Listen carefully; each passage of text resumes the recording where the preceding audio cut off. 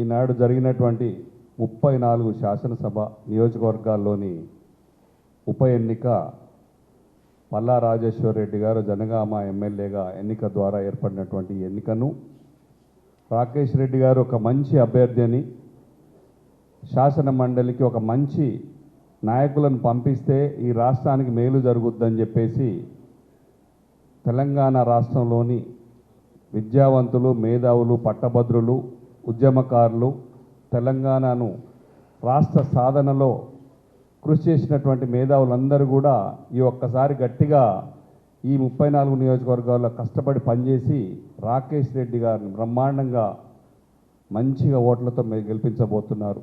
నిజానికి ఈ 15 రోజులు అందరూ బాగా కష్టపడ్డారు.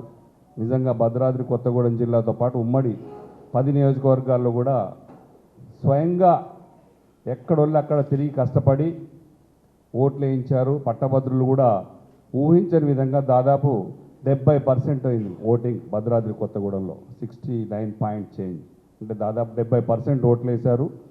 ఉత్సాహంగా వాళ్ళు ఓట్లు వేయడమే కాకుండా దగ్గరకు వచ్చి మేము ఓటు వేసామని చెప్పి మరీ వెళ్ళారు.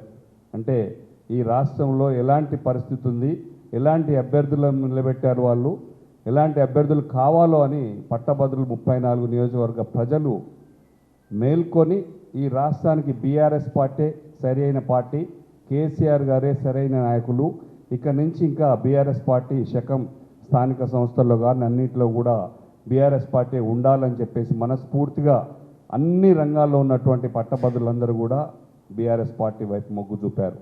వారందరికీ హృదయపూర్వక ధన్యవాదాలు తెలియజేసుకుంటూ మా పార్టీ కార్యకర్తల దగ్గర నుంచి ప్రజాప్రతినిధులు, నాయకులు, ఉమ్మడి 10 నియోజకవర్గాల మాజీ శాసనసభ సభ్యులందరూ కూడా వారందరూ కూడా పేరు పేరున హృదయపూర్వక ధన్యవాదాలు తెలియజేసుకుంటూ పిలవగానే వచ్చినటువంటి ఇక్కడ ప్రచారం కోసం వచ్చినటువంటి ఆర్ఎస్ ప్రవీణ్ గారి దగ్గర నుంచి మొదలుకొని వర్కింగ్ ప్రెసిడెంట్ కేటీఆర్ గారు కానీ, హరీష్ అన్న కానీ అందరూ కూడా వారి సూచనలు ఇచ్చుకుంటూ వారు కూడా పాల్గొని మమ్మల్ని అందరినీ చైతన్యపరిచి మంచిగా కోఆపరేట్ చేశారు. మా అభ్యర్థి కూడా మంచిగా ప్రచారం పాల్గొన్నాడు. అతను నిజంగా కూడా విద్యావంతుడు, మంచి మంచి బుద్ధులున్న అతను. మిగతా వాళ్ళ గురించి మీకు చెప్పనక్కర్లేదు. ఒక చెడ్డ వ్యక్తి అనేది ఒక మూట కట్టుకున్న వ్యక్తి మీద ఒక మంచి జరగబోతుంది. జూన్ 5వ తారీఖు నాడు ఒక విజయోత్సవ సభ మంచిగా చేసుకోవాలని చెప్పేసి కార్యకర్తలు కూడా ఉత్సాహంగా ఉన్నారు.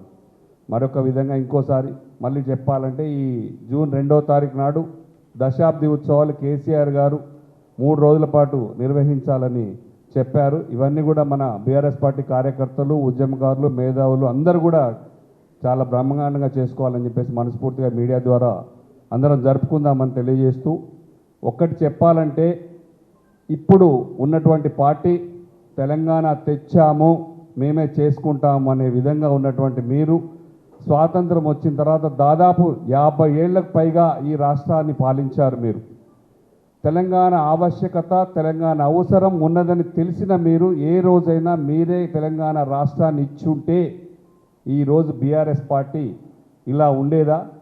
ఖచ్చితంగా కేసీఆర్ గారు పార్టీ పుట్టే అవసరమే వచ్చేది కాదు. కానీ కేసీఆర్ గారు ఈ రాష్ట్రానికి 1969లో ఒకసారి ఉద్యమం జరిగితే ఇది మలి ఉద్యమాన్ని కేసీఆర్ గారు 2001లో అతి కొద్ది మందితో పార్టీ స్థాపించి 14 ఏళ్ల పోరాటం తర్వాత తెలంగాణను కంపల్షన్ క్రియేట్ చేస్తే ఇద్దరే పార్లమెంట్ సభ్యులు ఉన్నప్పటికీ కూడా ఇవ్వాల్సి వచ్చింది తప్ప మీరు స్వయంగా మీరు ఒప్పుకొని ఇచ్చినట్టయితే ముందే 2001 కంటే ముందే ఇచ్చినట్టుంటే పరిస్థితులు వేరుండేది. తెలంగాణ పార్టీని తెచ్చింది కేసీఆర్ గారే. చరిత్ర 1000 ఏళ్ళు కాదు, 1,00,000 ఏళ్ళు, ఎన్ని ఏళ్ళు చరిత్ర ఉన్నా అన్నేళ్ళు తెలంగాణ రాష్ట్రంలో కేసీఆర్ గారి పేరు చిరస్థాయిగా నిలిచిపోవడం ఖాయం. దీన్ని ఎవరు చెరిపేయలేరు, ఎవరు తీసేయలేరు. కావున అందరం కూడా ఈ 3 రోజులు దశాబ్ది ఉత్సవాలు మంచిగా జరుపుకోవాలని చెప్పేసి అందరినీ మనస్ఫూర్తిగా కోరుకుంటూ వస్తున్నాం. జై Telangana. For more videos like this, subscribe Big TV channel.